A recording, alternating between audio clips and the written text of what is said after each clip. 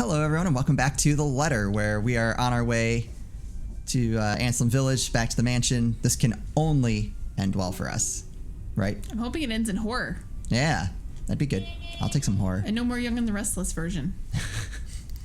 I mean, I kind of like having the, like, mundane stuff happen in the background, but the ratio of, like, mundane life stuff to horror has been, like, so one-sided. That's my scale. Within 10 minutes, I'm driving out of Luxborn and heading straight for Anselm Village. In the distance, flashes of lightning light up the horizon, white and sharp against the black curtain of the night. Excellent. Thunder threatens with a rumble, seconds later echoing long across the sky. And with one last roar, the skies open in earnest. Wait, what? How is it the next day? Is it after midnight? Midnight, I think it just said. Okay. The rainfall in fast, steady sheets, creating shallow puddles on the dirt path, drenching everything the eyes can reach. Despite having grown up in the city, and I still despise the rain, living here doesn't mean I have to like it. Lucky me, I've reached the mansion before the downpour has turned torrential. The long slog from Anselm Village by foot has already been made difficult by the light drizzle and biting winds buffeting against my body every few seconds. You walked there? I think he, like, parked a distance away and continued his walk. I think. By the time I found cover under the trees lining the vicinity of the mansion, my shoulders are already drenched. My hair is also sticking against my skin and out in every possible direction. Thankfully, the letter, taser, and gun I brought with me has remained relatively dry. That's the most important thing. However, those aren't the least of my problems at the moment. Those are the least of my problems at the moment.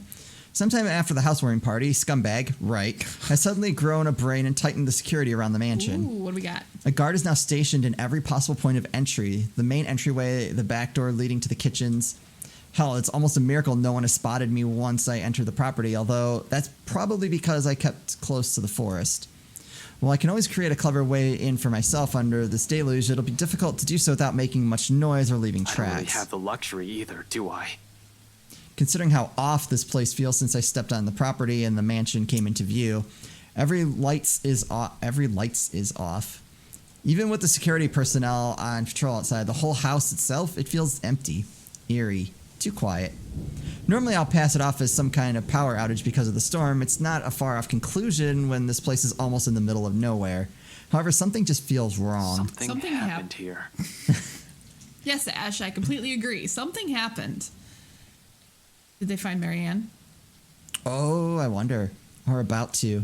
It's the sole reason why I haven't done anything yet. Simply observing, watching, listening for anything. I might be pressed for time, but I'm not a careless idiot. Although I need a way in, desperately so, moving without thinking will not only endanger me. With so many unknown variables and what we're dealing with, I also have to act on the assumption that someone is always in danger, especially in this place. I can't act impetuously. As much as I hate Wright, I'm not about to cause his death because of one thoughtless action. If there's a place he deserves to be, it's in a prison, not a morgue.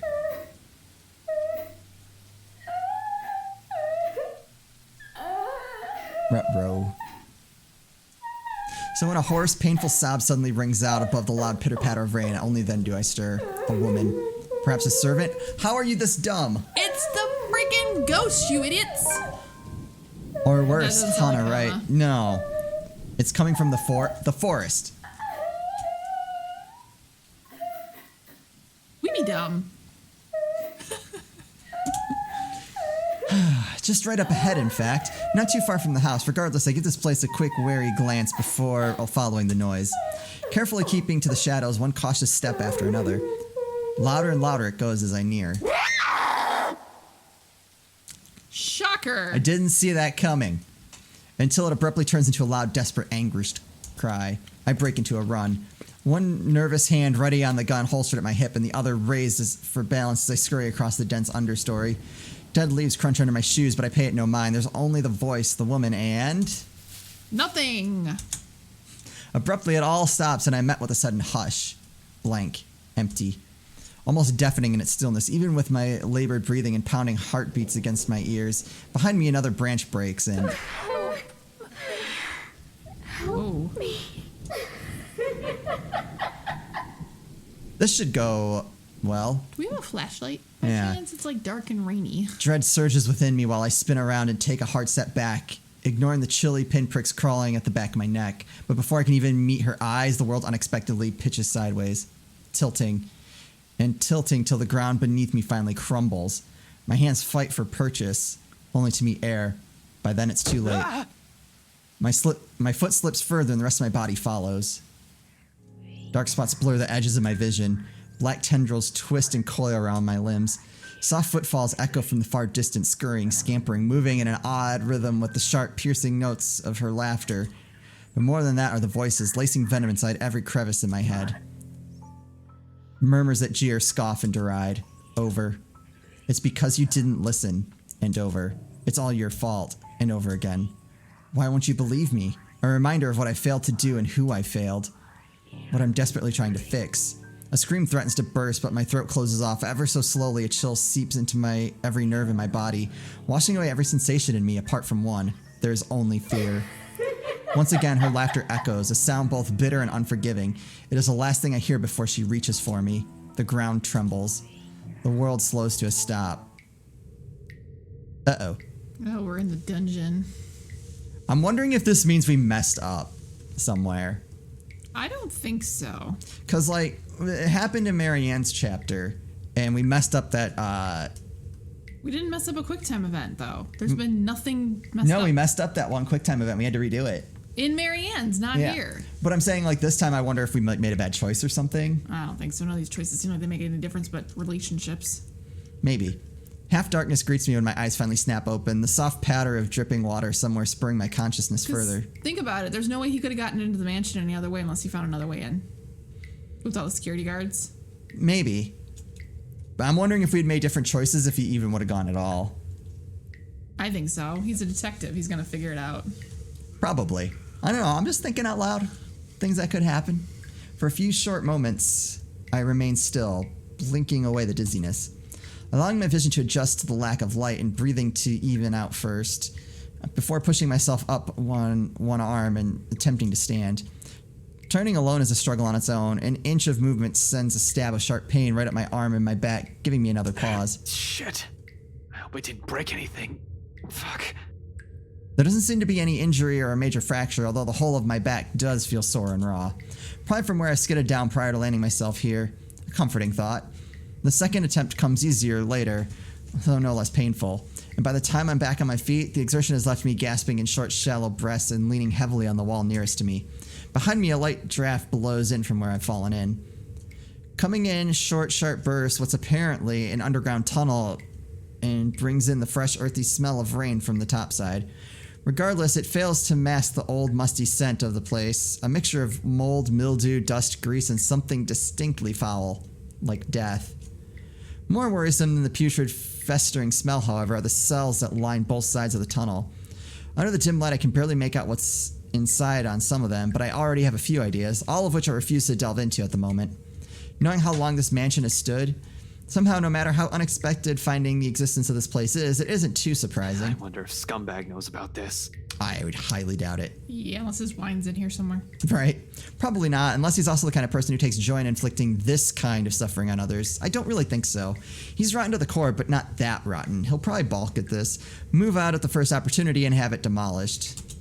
The very idea of what has occurred in this place years ago makes me reel as well. I've known that long ago places like this tend to hold secrets. This, though? Is this just the tip of the iceberg? I fear what I may discover in the mansion itself and the tale behind that fucking letter. But the fear isn't consequential. As unpleasant as the sight of this place might also be the only way for me to get inside unnoticed.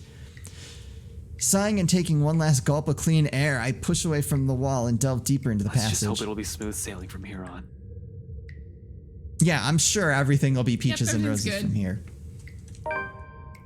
Turns out that alone is too much to ask for this early. Duh. No, 20 paces into it, another sound abruptly rises above my footfalls, rebounding off the hollow halt walls and echoing inaudibly across the whole span of the tunnel before fading away just as swiftly as it rang. I paused, nevertheless, straining my ears for more of it when I gradually moved my hand to my side, slow and steady until the tips of my fingers brush off the gun's handle. Although cold against my skin, it's the closest thing I have to comfort at the moment. For a long minute, I wait, holding my breath, watching every form, edge, and shadow at the corners of my vision for any movement. After a heartbeat and nothing, I allow the tension to ease out of me in the form of a long, slow exhale that reverberates around the whole passage. Who's there? Oh, it's Marianne. Perhaps it's because of what just happened earlier and how I ended up here, or maybe it's because of my training, but in spite of the panic and fear in that voice, I don't immediately answer. Instead, I pull my gun free from its holster and wordlessly draw closer to where the voice rings out once again. Afraid, frantic, weak. I'm asking you a question. Who's there? It's only after I've released the safety do I answer while continuing my approach in a careful, steady pace. I think I should be the one asking you that. Who are you? Show yourself. I can't. I'm stuck in here. Well, a ghost will definitely not be saying that, or have a conversation like this, or be stuck anywhere.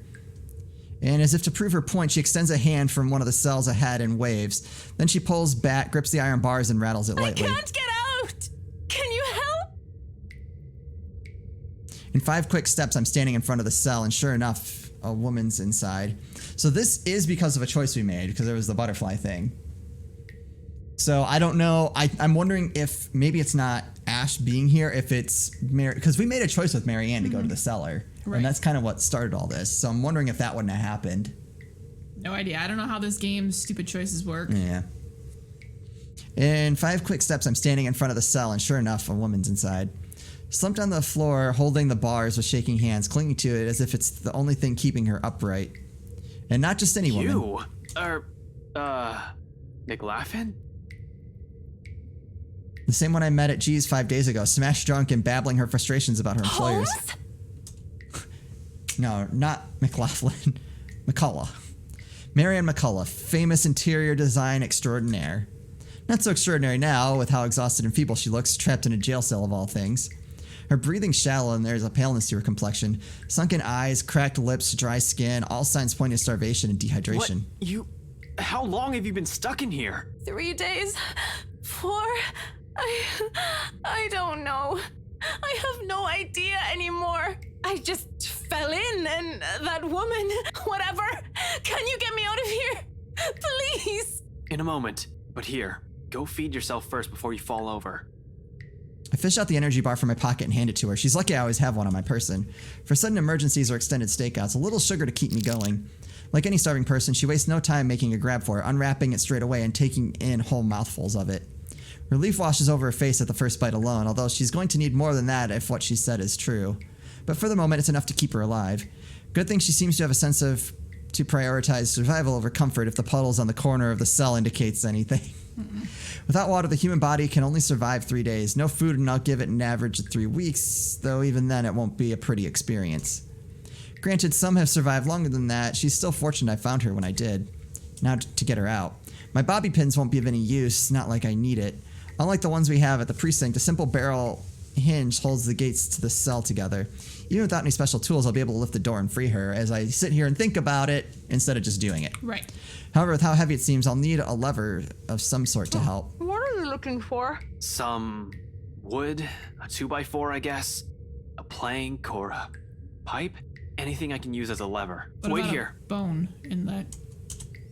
The hallway yields nothing but dust, dirt, and a few rusted chains scattered about. While I may find something in one of the open cells, I'm reluctant to check or even step in. Yeah, I don't blame you. Yeah, we can't have another person trapped in here. However, McCullough ended up inside. Well, there's no. My head snaps back to her. McCullough extricates a wooden board from underneath a mess of hay and twine near her. Without prompting, she slips it through what little space there is between the bars. It's short, but appears thick and sturdy enough for my intended purpose upon closer inspection. I hope. I get to work at once, anchoring the other end of the plank at the base of the door and applying ample force on the other end. It takes a bit of effort, no kidding about the heavy part. Still, a grunt, a gasp, a creak. In a matter of minutes, with a little help from her on the other side, the door eventually lifts off its hinges. It falls on the ground with a loud, ugly metallic thud, but the sound of it puts elation on McCullough's face. She doesn't even ask for help. As soon as she can, she hastily crawls out of the prison she has accidentally found herself in. More than happy to get out of it, despite lacking the strength to stand firmly on her feet. Thank you.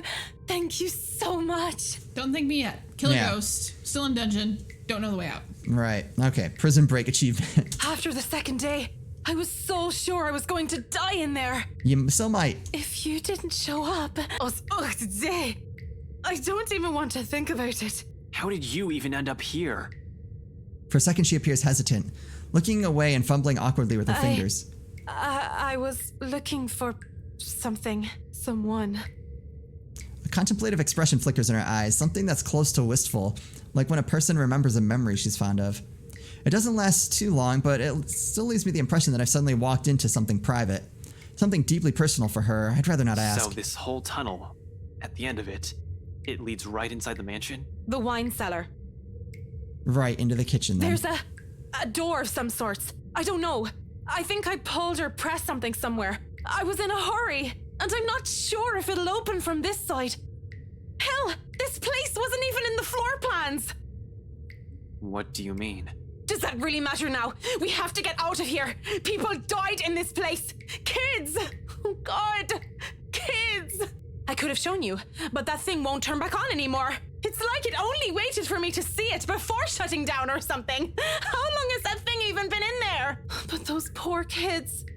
All because of that thing. Wait, hold on. What are you talking about right now? The bloody letter! Ever since I've read that thing, since that day at the open house, she won't leave me. But it should be fine now, right? I broke it. I broke all of it. She shouldn't be able to do anything now. Nicola, one at a time. It's all that fucking paper's fault! Oh God! Oh God! Dear Lord in St. Adelaide, bless those poor souls. We're not safe here. We need to leave. If we stay here any longer... Mikalo! Abruptly, she stops, looks back at me with a wild, panic-stricken eyes. I've seen enough of it so many times these past few days, from my own friends even, to know she has seen things, the kind that'll easily make any person go mad, and perhaps we slowly are. The longer this takes, the faster our descent into it becomes. I can't even tell which one's worse, death or this. Seems like no matter what we end up with here, there'll be something horrible waiting for us. I need to hurry. I need to get inside this place, and you're more familiar with its layout. If you can help me... What? No! Why would I go back? Are you sure you haven't gotten raving mad yet? Well, where else are we gonna go? Yeah. An exit's right here. And this business with the letter has to end at some point. Look, I know you're not very fond of Luke Wright. Damn right I'm not. He can just go. But are you really sure you want to leave him like this? And what about his wife?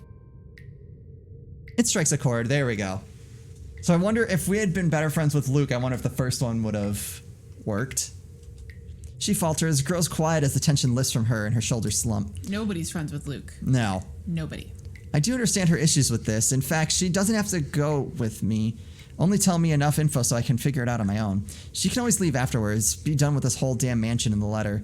The other end of this tunnel leads right into the forest. It'll provide ample cover for her to be able to slip out of the property unnoticed. At the same time, she steels herself and squares her shoulders. Just until the kitchens. That's more than enough. She nods, albeit weakly. Then, without another word, she gestures for me to follow, leading me further into the passage.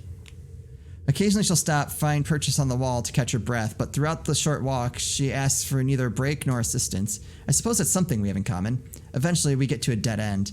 Although, before I can question it, she begins palming for something on the wall, tracing her fingers along the weathered edges of the bricks with a frown on her face. It should be somewhere here, I think. What the hell are you doing? She merely holds up a hand, begging for my silence, and continues searching. Then, without warning, a few minutes later, something clicks. A portion of the wall shifts ajar to reveal a glimpse of another room. Bottles lining the wall, liquor barrels for aging, the wine cellar indeed. The ladder to the kitchen is on the far end of this room. Surreal. This is all nothing but a surreal nightmare, but after everything, should this even surprise me? Ghosts, curses, hidden passages? I can't even bring myself to question the existence of this door anymore. I simply follow her to the undercroft without a single question, in spite of a number of them already swimming inside my head. As a kid, I used to crave for this kind of adventure. The stuff of mysteries and detective novels, daring chases, interesting cases to solve, suspects to put behind bars, justice to serve. I was blinded, I admit. Now, I simply want this to be over. We leave the door open in case there's a need for a quick exit, especially after she mentions it's only by chance that she's been able to open the door last time. We can't waste time finding the switch again on the occasion something goes horribly wrong. There's bound to be, with me feeling this high-strung intense. I'm not even sure why I thought it'll be a good idea to enlist McCullough's help. Although she has been quite helpful so far, I can't shake off the horrible feeling something's going to happen to her if she stays with me. Even if I'm her safest bet if she wants to get out of this place alive. You really believe that, don't you? Oh, God. Did you say something? McCullough pauses mid-step, turns to me confused. I didn't. You sure? I just heard. Don't you Crap. think I'll be the first person who will know? Look, the ladder leading to the kitchen's up ahead. You might want to hurry. I just want to be done with this place. See? You dragged another one. This time I'm sure. There's really a voice. Well, voices. Despite the look of protest that McCullough shoots me, I find myself stopping and looking for it, searching the immediate surrounding for the familiar form of the woman. I don't even have to venture too far from where I'm standing. Just an arm's length away from me, mirror shards litter the floor. And right on the biggest fragments, they speak. All singing the same mocking tune against my ears, letting it echo throughout the small undercroft. Murmurs and laughter, jeering, scoffing, deriding, lacing venom into every crevice in my head, taunting me. Another person into this, Ashton. Into another one of your silly little problems. All because you can't fix them on your own. You really haven't changed, have you? Some hero you are. It's all his friends' voices, like in Yep. creepy tones. Useless. Pathetic. You're wrong. My mistake lies in the next instance I've answered. First instance. First instance. The very second denial has slipped from my mouth. Their words have also seeped into my heart, allowing it to prod it and rouse my temper. Despite knowing they are merely doing this to goad me, each word, each syllable trickle into me, spurring the guilt I hope I've long buried. Or is that simply what you've been telling yourself all this time? Something to make yourself feel better, perhaps? You're the one who took that letter off Isabella's hand that day. You're the one who opened it. How does it feel, I wonder? To know you're responsible for all of this? What do you think I'm doing? Why do you think I'm still trying to fix this? Oh, but you can't. It's already too late. And you know that. You know all of this is futile. You're Just face futile. it, Ashton Frey. You're a failure, and they are the ones who have to pay for it. A badge and a gun, and you still can't protect your own friends. Can't even solve a case for an old man. Can't even bring Luke right to justice. Can't even keep his own family together. No wonder they left you. Before you do the same thing to them. Mom and Dad are better off without little old you, aren't they? It's a good thing they had the sense. Pitiful, isn't it? Some detective you are. Some friend you are. Some son you are. You might as well just throw that rank away. You're no use to people either way. Shut it! I hate this. I hate how this monster can easily get through to me. Every weakness, every insecurity it knows. To hear it said in my friend's voice, even more so. But what I hate about all of it is... You know it's true, though. All of it. It's why all you can do is tell us to shut up. You don't want to hear a single word, because you're already aware of it. You can't even admit it to yourself. Who's the coward now? But no matter how hard you try, you're not gonna be able to save anyone. Shut it! Not a single word anymore. In the end, your own incompetence will eventually lead to the deaths of everyone you care about. It laughs, sharp and piercing at its sound. Something in me snaps, a rage hastily unfurling, red filling my vision. And the next thing I know, I'm raising my hand and something grabs at my wrist, followed by a buzz as another voice breaks through the Don't haze. listen to it! Fog from my mind lifts. Every sound, every noise returns to me, flooding my every sense. All at once, there's a deafening silence. Slowly, I become aware of my surroundings. And we'll just have to see what's going on in the next episode. Oh, crazy crap. I thought for sure we were gonna hit the end of Ash's chapter. No. But The ghost hasn't done enough taunting. no, I am kind of digging this part of it, the like creeping through the mansion Yeah. part. All right. Anyway, that's gonna do it for us. As always, thank you guys so much for watching. We'll see you next time.